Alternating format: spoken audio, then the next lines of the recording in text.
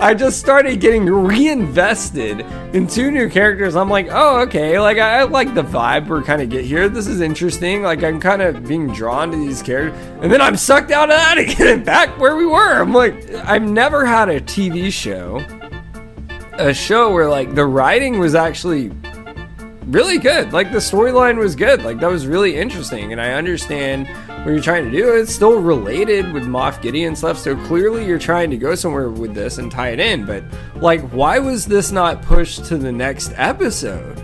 Like, if you're gonna start it that way, like, why was this not pushed to the next one? Or make it this one and then go into what happened the next episode? Or sit there and do something right before it transitions that makes sense. Like, oh, they go back to the lab thing and they see the reminds us of when they're flying away and escaping, they put us on that other planet again, and all of a sudden we're reminded of the genetic stuff, and then the scene shifts. Like, do something like that. But dude, you went to, like, it was really crazy, man. Like, it was nuts. I don't know, dude. It was definitely something where, like you said, I also backed out of the episode to see if I was still on the same one, or if I accidentally clicked next or something. I was like, dude, wait, what just happened here?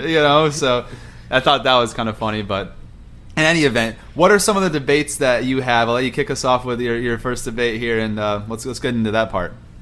How do you think this doctor and these 2 characters correlate to what's going on with Bo-Katan, Din Djarin, and Grogu? Like, how do you think it's going to correlate? Do you think it's going to have anything to do with the clones that he was talking about? Do you think they're going to bring Moff Gideon back at some point, and that's going to tie in because she was working with him before? How do you think this is going to correlate? So I think it's a little bit of both, to be honest with you. And what I mean by that is that I think they are going to bring Moff Gideon back eventually at some point, because the fact of the matter is, we never consider anyone defeated till we see the body, right? And all we know is he got taken away, and it's already speculative about what's happened to him since. Like we said, that one guy thought he escaped, the other guy thought he's been mind flayed, and whatever. But what I would say is that I think, to the other point, I think it's going to tie in with the genetics and the cloning. So there was a reason why those tanks were shown to us in season 1, and there was a reason why that Dr. Pershing had those recordings of stuff they were attempting and stuff they were trying.